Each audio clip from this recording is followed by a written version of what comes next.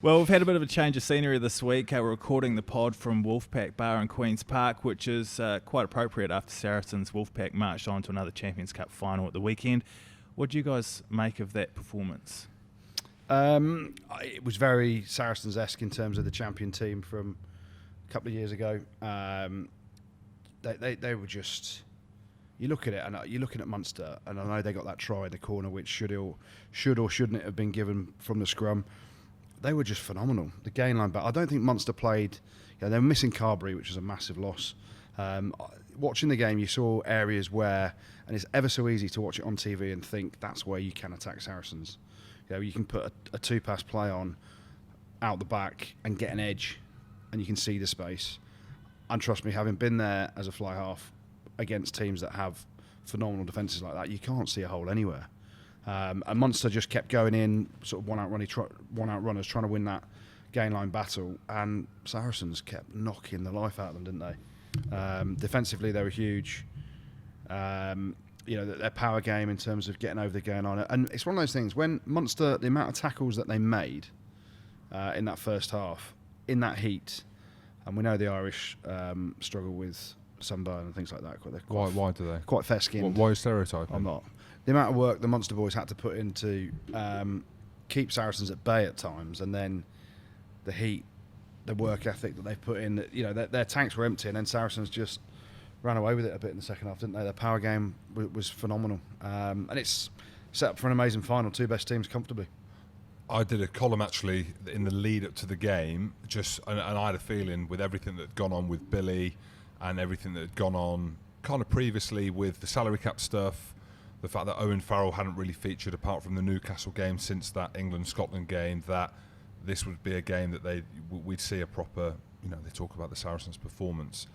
I couldn't believe actually how good they were. Yeah. They were phenomenal. And then you put into the mix as well that Mako was back. How good was he? He makes a hell of a difference. He's been out since January. And I don't know what training he's done in the lead up to that in terms of that week, whether it was touch and go whether he was going to play. But he was ridiculous in that game. Farrell was brilliant. Brad Barrett obviously managed to roll himself out for the first half because I heard he was out for the season with his ankle injury. But I just think the performance that they put in, if there was any question marks over Saracens, whether they were the team of 2 years ago, with a strength and depth that you didn't play in. But talking about strength and depth, look at the players they brought on. Wigglesworth comes on, box kicking when it mattered, and I think the same with Goody. Look at the defence that Munster had to put in, to sustain that for the full game, and you bring on guys like Big Willie, Little Willie Skelton. It was always going to happen. What are you saying about the salary cap here, or what are we talking about? No, mate, we're talking about the academy system that works for Saracens. And that is the thing. You look at every successful... I thought about this over the weekend, actually. You look at the last few successful teams, Saracens, how many of those players have come through the academy? 6, 7, 8 of them, probably. You look at... There's obviously Jamie George, Marrow, Cruiser, Owen Farrell, Cruz, Jackson Ray. Yeah. A lot of them have come through the academy. You go back to Exeter 2 years ago, who won the Premiership. Loads of players through the academy system and promoted through the club's grassroots of that sort of area. Leicester, when they were dominant, loads of players through the academy system. Northampton, when they won it a few years ago, which is quite a few years ago now, Northampton fans, but a load of those players came through the academy system. And people talk about Saracens and the salary cap and all this stuff, but the reality of it is all these guys, a lot of their main players have come through. Yeah, they signed Billy from Wasps. But he'd been through the sort of area in Harrow School and all that stuff. So that there is, they are paying them huge wages now, and rightfully so. But they've created these players themselves. It's more than just playing. That's the thing. You saw at the weekend, and I don't want to labour the Billy Vunipola situation, but that's what I said in the column for RugbyPass. Is I think that kind of thing at Saracens, I don't know what other clubs are like.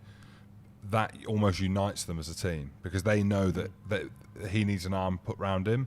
The coaches know that, not necessarily that it's a motivation for the team, but they'll know that he's got a point to prove, and they'll know that the players will want to play well for him because they know that he's he's had a tough week, however you want to say it. I know people are going to think that's a ridiculous thing to say, having done what he did in the lead up to that. So I thought Saracens were due a big performance, and off the back of that, I mean, Leinster looked brilliant as well. I'm sure we'll talk about that, because I don't think Leinster have been at the level they were at. But you talk of the final now. I think you tweeted it a couple of days ago. You said it's almost impossible to call now. But